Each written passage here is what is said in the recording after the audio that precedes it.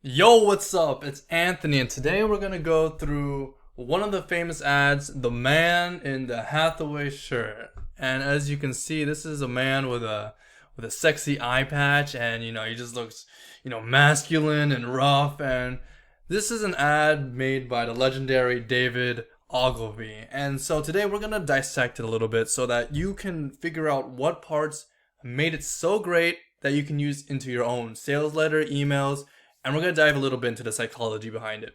So as you can see here, for this advertisement, it's like half of it is just a picture of the man. And then like a little text of it is a box. Like everyone can see that. But if you look in closely, you have to think about from a copywriter's perspective. Like, why would they take out 3/4 of the room for a picture where they can instead, try to persuade someone with a copy? And in David's, his point of view, I noticed that he likes using a lot of pictures. But from his perspective, he thought that this representation of this giant picture would be more powerful than a giant block of text. So you want to keep that in perspective whenever you put an image. Is this image helping me sell the product? And in this case, you can see the man, rough. This is what like every American man want to have, that rough, cool looking, like masculine, fitted clothes, nice looking clothes, just looking good, just being an awesome man, just typical. All right, so let's get started on the actual dissection. So you can see here is the headline, "The Man in the Hathaway Shirt."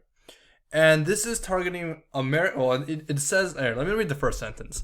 "American men are beginning to realize that it is ridiculous to buy good suits and then spoil the effect by wearing an ordinary, mass-produced shirt."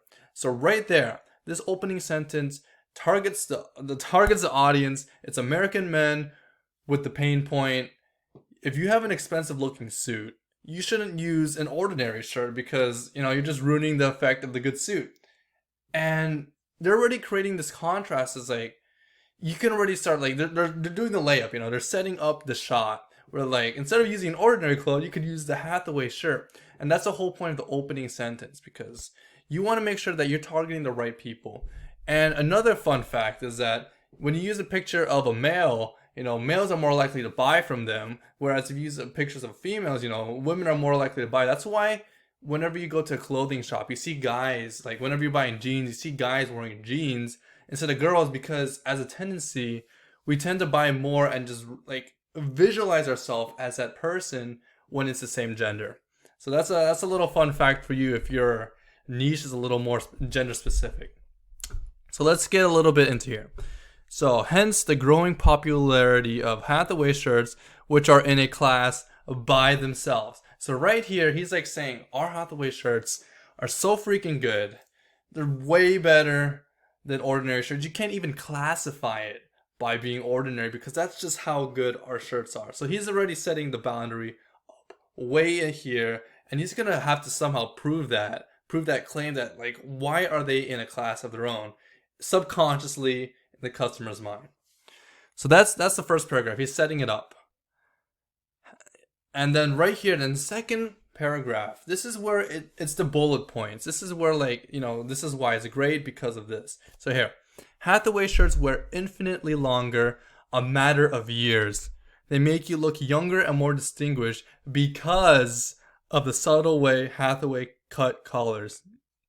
So whenever you say like a feature of a shirt or a product, you want to make sure that you have a clear way expressing why it benefits the reader. Because if you have just just a feature, sometimes it's self-explanatory, but the point of copywriting is to make it so clear that a sixth grader could understand. Like, why would this feature be great? It's like, why is it better that, why do you look younger and more distinguished? Or like, why does it last so many, like why is it good quality? Because it lasts so many years compared to a typical shirt.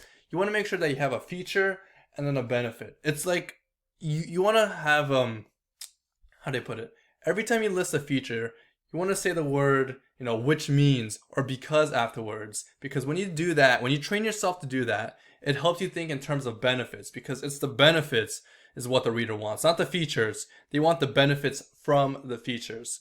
So let's keep going. The whole shirt is tailored more generously and is therefore more comfortable. So there you go. See, another bullet point. The tails are longer and stay in your trousers. The buttons are mother of pearl. Even the stitching has an antebellum elegance about it. So another thing you want to keep in mind is that the order that he said this in. So for example, he talked about, these shirts last a lot longer.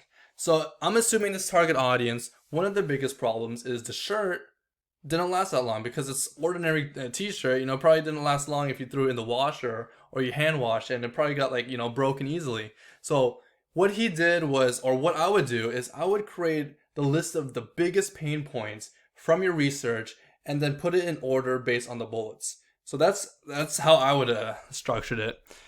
So you see how he talks about how it lasts longer, then it makes you look younger and more distinguished, and then it's comfortable, and then the tail stays. I can't even say it right. The tail stays in your trousers, and then the buttons are nice. So you can see that the buttons aren't as important compared to wearing it longer. So you always have to keep in mind what's the biggest pain point and how can you address it as soon as possible. Because and another thing is you want to keep in mind that not everyone has the same problem. Let's say they didn't care that their shirt already lasts long, but they want fancy buttons. You want to make sure that you list every single possible important feature that might convert the customer, because if you do that, you're hitting all the areas. You're making sure that it's clear cut, nothing's gonna step, because there might be one customer is all of this is nice, but I don't really need it. But then when they see the buttons, ooh man, I need a nice and fancy button, kind of deal.